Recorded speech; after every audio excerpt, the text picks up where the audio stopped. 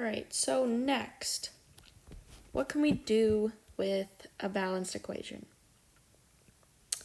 Well, you know, I'm looking for, everybody's seen a chemical reaction where in like an elephant toothpaste, something will react to another thing and then explodes, right?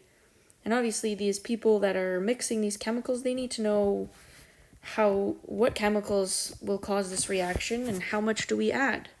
And how much once they're added, so here's what we would add. These are the things that will go into the beaker, right? And then the chemical reaction proceeds, which is what this arrow shows. And then, explosion of like a bunch of foam or whatever.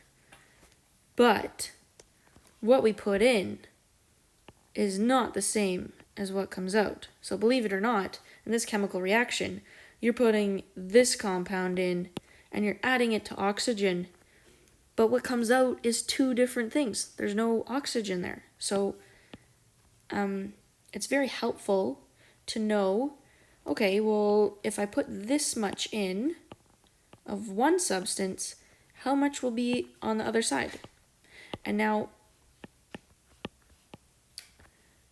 one helpful tool is saying, okay, so I need 2 of these oxygen molecules for every 1 molecule of this element.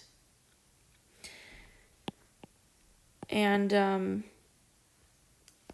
likewise on the other side, for every 2 of these, it will produce only 1 of those, but it'll produce 2 of these.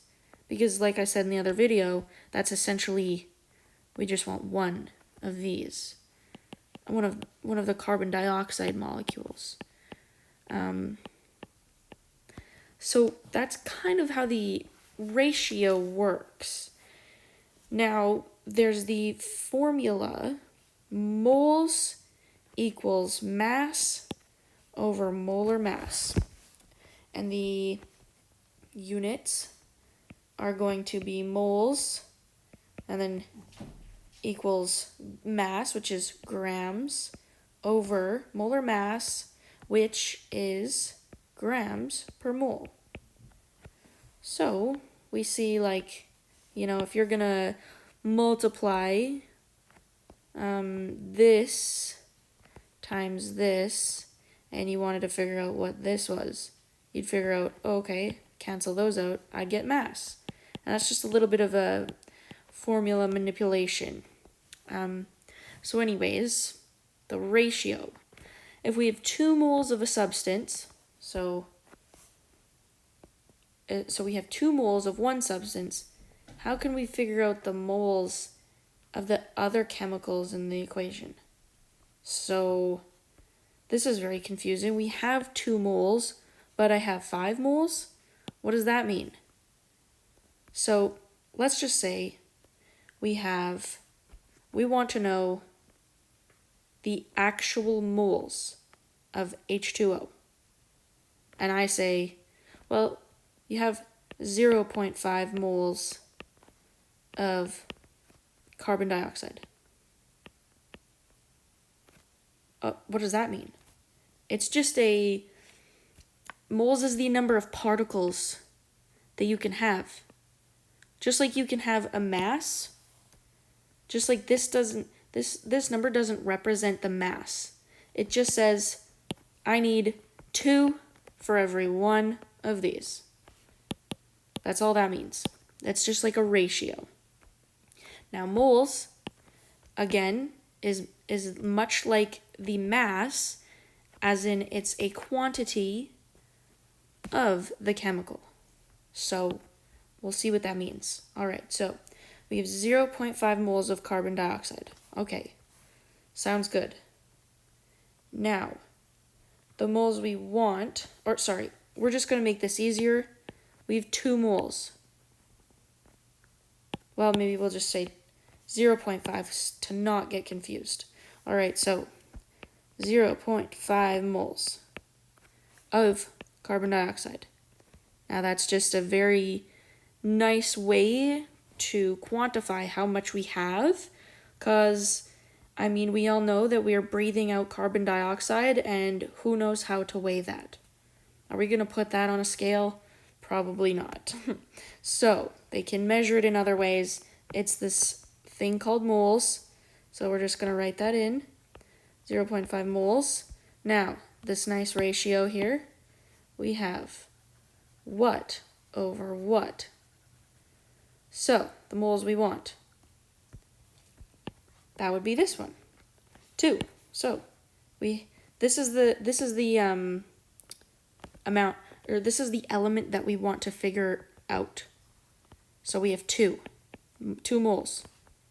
2 moles of what we want, right? The moles we have, how many moles in here? 1. Right? So you see how this is our ratio? 2 for every 1. 2 H2O molecules for every 1 CO2. And that's just the ratio, 2 to 1, right? But we only have 0.5 moles of it. Hopefully that makes sense. 0.5 times 2 is 1. So we know that it is going to be 1. So that's how we can use moles. And then we have the actual amount of moles, right? That we could plug into our equation right here. So what's that going to look like? That's so confusing. What do you mean, right? So the actual, when you're given a number, an amount of moles like this, that's what you can plug into this equation. You cannot plug the ratios. But see, that's what's so helpful about it. You can give me the moles of this, you can give me the moles of that, you can give me the moles of that, and I can figure out what this is based on this nice little ratio calculation. All right, so now what are we going to do with that? We now have our...